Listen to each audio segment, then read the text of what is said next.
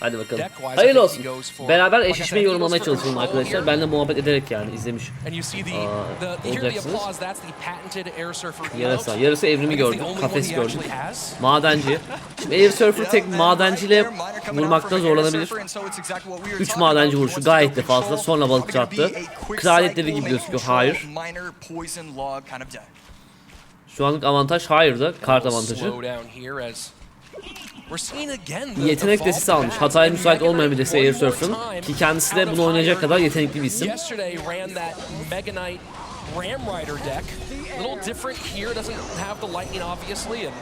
Mega şövalye tehlikeli. Defans madenci bravo, yeterli olacaktır herhalde.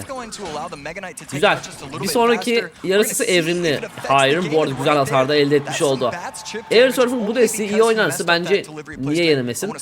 Hiçbir hataya bir muamma yoktur arkadaşlar. Doğru kelime kullandığımı bilmiyorum ama ya madenci oynuyorsanız hata yapmayacaksınız. Full defansı kusursuz kurup madenciyle tık tık kürekle kafasına vuracaksınız kuleyi. Başka türlü yenemezsiniz. Madenci yeteneklisidir. Evet. Ki Air Surfer'da bu arada hatasız oynayabilecek bence dünyadaki nadir oyunculardan bir tanesi. Muhammed gayet eledi. Bugün de burada. Evet, şövalye çıktığı için Mega Şövalye çok güzel ileride atak yapacaktır. Hem arkasında bir Goblin kafesi var.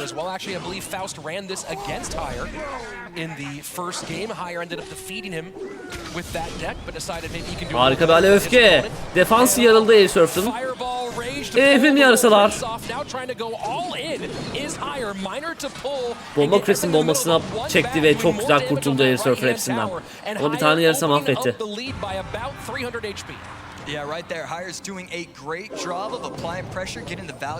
Yine Goblin kafesi güzel. Evet, bence hayır bu maçın kontrolünü çok güzel sağlayacak gibi gözüküyor. Çünkü sürekli bina dikerek sürekli iksir avantajını elinde tutuyor. Gerçekten mükemmel. Balıkçı ile şövalyeyi kendine çekebilir. Güzel balıkçı.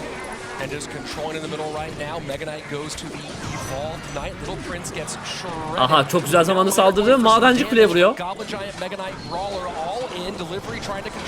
Bravo, Air Surfer çok iyi oynadı bu arada. Belki orada küçük prense ihtiyaç yoktu. Bu yüzden sıkıntı yaşayabilir biraz sonra.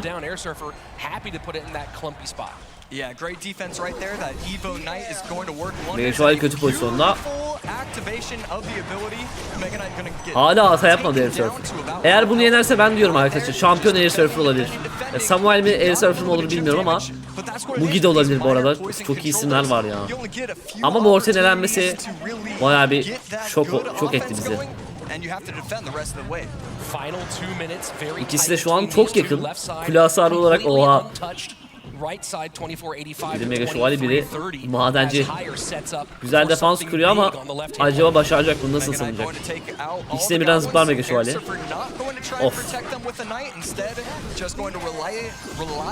Bomba kulesi çok iyi. Ama yıkılacak bomba kulesi. Eyvah. Evrim yarısan canını fulluyor. Öfke de geldi. Ve hayır, yakaladı. Bu maç burada biter arkadaşlar. Vay be. Ben dedim bir yerde yakalanacağını biliyorduk ama işte burada yakalandı. Tam bir yetenek testi arkadaşlar. İnanılmaz. Hayır. vs Air Surfer maçı başladı. Air Surfer öyle kolay kolay yeneceğiniz bir adam değildir. İlk eşleşme kötü geldi Air Surfer için. Ama bu sefer iyi eşleşme gelirse neden comeback atamasın? Ne comebackler var. O yüzden şu anlık sadece susup izleyelim ve eşleşmeyi konuşalım. Şok birliği vs güçlü madenci birebir de çok bir avantajlı bildiğiniz üzere. Varil artoklar. Çok iksir kullandı hayır. Fıçı da varmış. Yalnız size bir şey diyeyim mi? Air Surfer'ın analizisi güzel bir eşleşme tutturmuş gibi, çünkü varil artı oklar var. Varil artı oklar var. Logbait'e karşı. Bu inanılmaz bir şey. Bu arada abone olan arkadaşlar teşekkür ederim.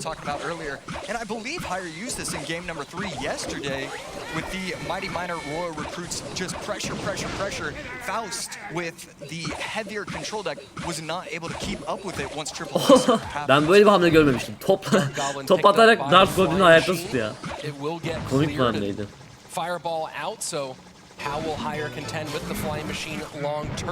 And you see a little shake of the head here, maybe not quite happy with that placement. Şu ana kadar çok sakin bir maç ama ikisi de muhafız oynuyor. Garip bir eşleşme yani.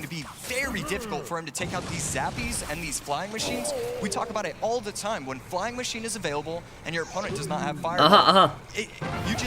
Muhafızlar 5 iksir yiyecek, sonra atak yapacak. Bence Air Surfer tarafından doğru bir domuzluk değildi. Fazla bir vurmadı zaten.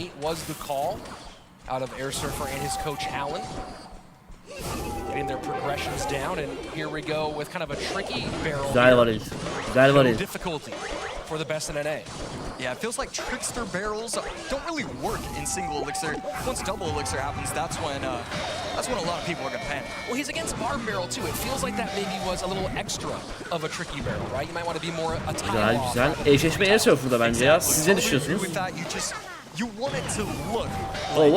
O top fazla dayanmaz. Uçan makine kulede. Air Surfer yakaladı. Royale'de geldi. Ona bir varil ve bu kadar. Kusursuz oynadı ya. Ya hayır, tabii ki daha iyi oynayabilirdi. Ama eşleşme çok iyi. Şuna bak, 3 tane büyü almış. Varil, oklar, alev topu. Air Surfer'ın analizcisi Alan'mış arkadaşlar. Alan isimli analizi çok güzel desen hazırlamış. Analiz gerçekten çok önemli arkadaşlar. Bir maç çok anti yenemezsiniz. Ama bu bahane değil bizim için. Rakip hep anti oluyor, ben o yüzden kaybediyorum falan demek doğru da değil arkadaşlar. Güzel bale. Can çekişi ha.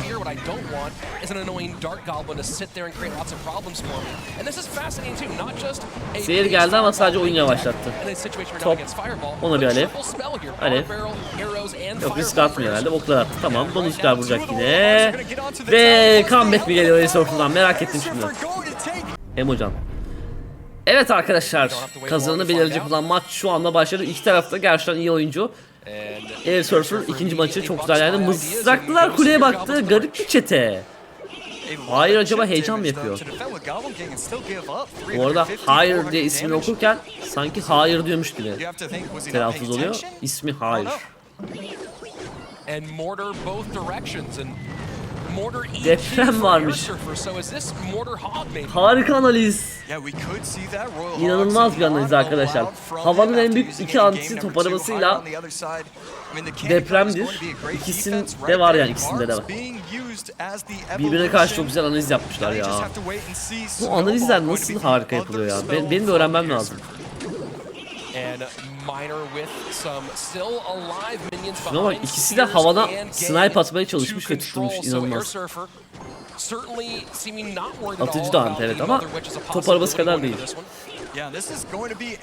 Şimdi top arabası kuruluyor. Hep aynı kartlarla oynuyorlar. Yo, evrimi barbar bile kullanılıyor şu an. Kar topu kullanılıyor. Yani kullandığınız bir kartı bu turnuvada kullanmak bir daha yasak. Bak, keşiş kullanıyor mesela. Keşiş fazla kullanılmıyor. O keşiş yetecek mi ama oraya? Bir barbar geldi.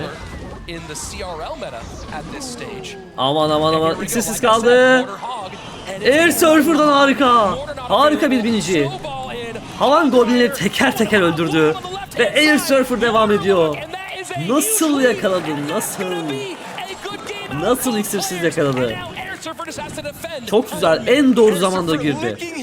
Bakın mucize olacak mı? Genelde böyle mucizelerle karşılaşıyoruz. O aynı anda kule almalar falan. Merak ettim yani.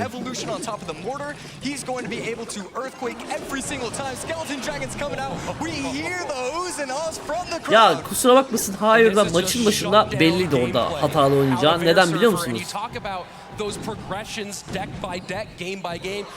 Niye? Çünkü mızraklı Goblin'e çeteyi yanlış atmıştı. Orada bile heyecan yaptı. Biraz anlaşılmıştı. Yani heyecan yapan birisinin burada kazanması çok zor.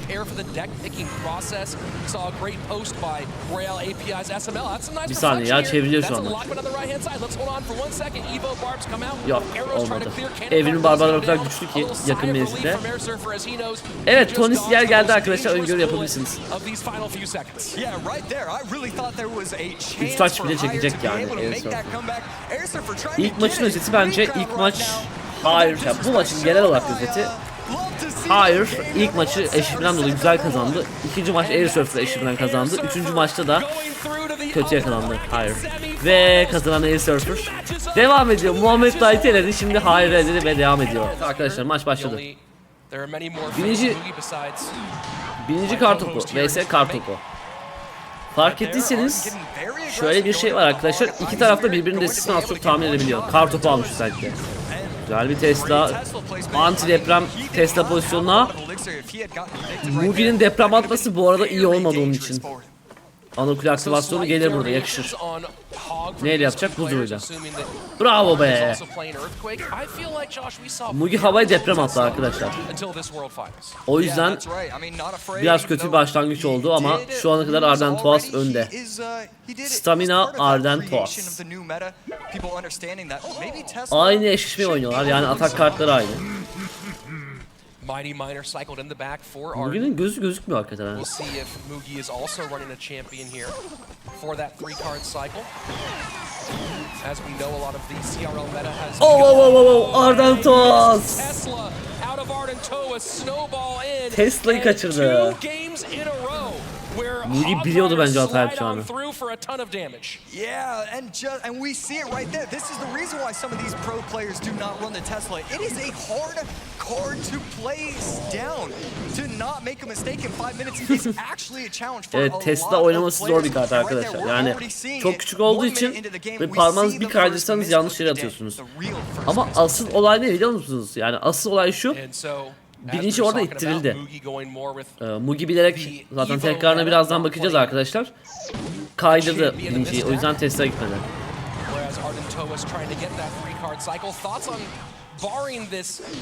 Deprem attı ama garip bir depremdi ya Ardentoas'tan. It's just so hard to be able to decipher what is what the matchup should be just because of that one mistake. Ardentoas evrilmiş fişekçi belki kurtarır. The Goblins should have been able to create a lot of pressure because you can't log it down with the snowball obviously, and instead we don't really get to see that anymore. Aha. Hog to the right hand side should get one despite the skeletons, and it does. Evo Firecracker out for Ardentoas, and we'll see if he can defend against this hog and Fişekçi manyak çalışıyor ha. Firecracker up to create some opposite lane pressure. Yeah, and this regular Firecracker actually putting in a lot of work. The Evo Firecracker was not able to get those shots on top of the regular one. And right now, double Firecracker down in the right lane. Mugi'yi yakalamak çok zor ya. Set up a push, but to no avail so far, especially with that great Tesla placement once again. And you saw the Ice Spirit nearly making enough room for the Firecracker evolved to stay alive, but you just can't pull the fast ones. Bundan sonra depremle öldürüp zaten alacaktır ama ben bir şey bekliyorum, yine bir yakalama. Ardentoas'ın olağanüstü bir durum yapması lazım Mugi'yi yakalamak için. Mugi just trying to set himself up so that way he can go with the earthquake snowball cycle on top of the tower. Maybe create a little bit of pressure with the hog, but at this point he's really just trying to get chipped from those earthquakes. And you can see that right there, not even worrying about trying to get the earthquake onto Ne çabuk çevirdi fişekçi. Now we see two Firecrackers behind a hog on the right hand side. Tesla with the Ice Spirit trying to take something out, and this hog trying to sneak by. Yok ya, yakalayamıyor. Too much damage on the board to get it anywhere near that right hand tower. Evrim fişekçi aslında tutursaydı bir noktada çok iyi çalışabilirdi. Atıyorum 3 kez, 4 kez vursa falan bir evrim fişekçi anca öyle bir şey beklentisi içine girerdim. Comeback beklentisi ama Mugi kartlarını çok güzel yerleştirdiği için şu anda öyle bir durum yaşanmıyor.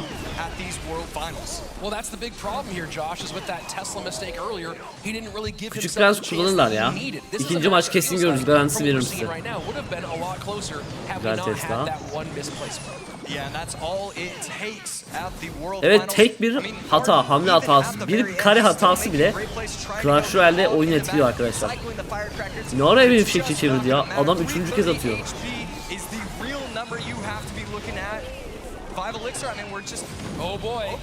Bir saniye, bir saniye, bir saniye. Bir saniye. Bir saniye. Hadi canım. Az kalsın alıyordu. Hala alabilir bu arada. Oraya bir deprem. Tesla bir deprem. Kartopu. Bravo. Az kalsın çeviriyordu ha. Yakınlaşmıştı. O baskı çok kötü. Önde olmanın baskısı da kötü. Yani Mugi için. Başladı arkadaşlar. Ardentuas 1-0 geride ve karşısında Mugi var. Şu an buradan eğer bir comeback gelirse bu demek oluyor ki Ardentuas en iyi oyunculardan bir tanesi yani. 1-0 geridesin Mugi'ye karşı. Bu bayağı bir dezavantaj. Madenci Goblinler şu ana kadar hatasız oynaması gereken bir deste gibi gözüküyor Mugi tarafından. Ardentuas'a baktığımızda biraz daha kolay oynaması bir deste. Koç birinci destesine benziyor. Evet. Eşleşmekinde tabii ki görmem lazım tam olarak desteleri. Zehir varmış. Evet, zehir bayağı bir çalışacaktır bu eşleşmede. Ardentuas neden bu desteği tercih etti bilmiyorum. Genelde depremli destelere karşı iskelet ejderler kullanılır. Çünkü deprem havaya vuruyor ya. Koç binci nasıl tutar Mugi? Yani Mugi bomba kulesi olduğu için çok rahat tutar diye düşünüyorum. Madenci yolu verdi. Güzel bir hasar elde etti. Kaç tane vurdu? 3 mü 4 mü? Bayağı bir vurdu ya madenci.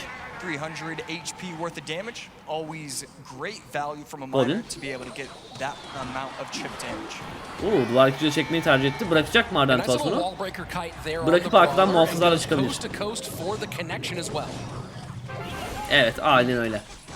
Mugi biraz üzüldü gibi, başını falan eğdi. Bayağı bir iksir olarak önde aslında Ardentuas. Ama Mugi bir bomba kulesi bıraksa, belki bir sağa sola çekse savunur.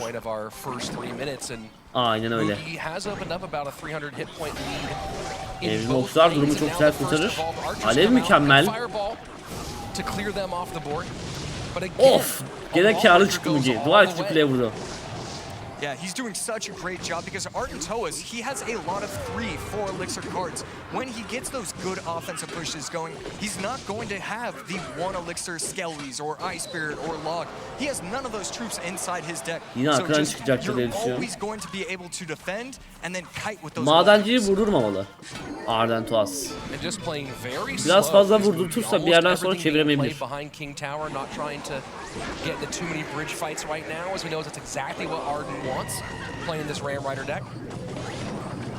Bomba kulesi harika. Koç birinci sadece eriyecek bence orada.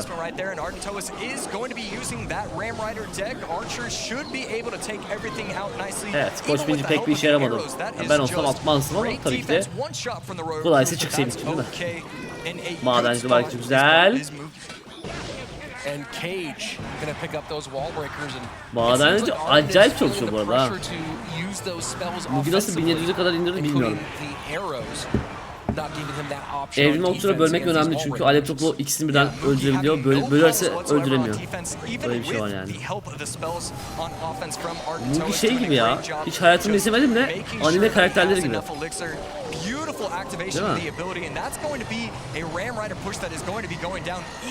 Evrim okçu çok iyi. Yine madenci yedirdi. Önce savunup sonra madenci atıyor. Sistem bu. Should go down. She does turn some piggies, but that's easy to deal with for Mugi. Yeah, because of the miner in the back, Ardentuas was faced with the decision where can he place the Bunlar çevirmesi çok zor ya Ardentuas'ın. Ya Mugi'nin inanılmaz bir analizi var. Bomba kulesiyi de almış. Güzel zamanda saldırı tam muhafızasında anda okçunun tanesi kulede. İskelet ejderi atsa bu sefer zehir yiyor. Savunmayı da harika kuruyor bu arada. Bomba kulesi yıkıldıktan sonra koç birinci basacak. İzleyin şimdi. Yeah, right here, Lumberjack going to come down the lane, not going to go in with the Ram Rider, just going to try and set up with a little bit of a push. Geldi şimdi. It's going to be a little bit dangerous. This is a good push, but it's çok güzel saldırdı ama başarılı olamadı.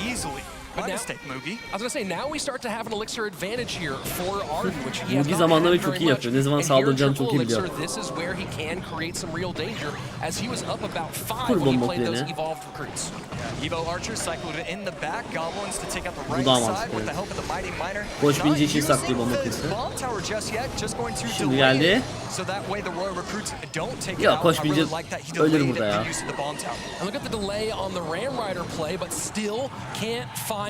Köprü tutma başladı şu an Ardentuas. Süresi yok çünkü. Aman diyeyim, aman diyeyim Mugi.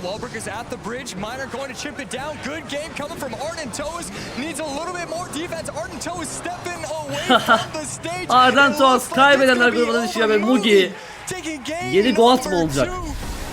Devam ediyor kazananlar grubunda.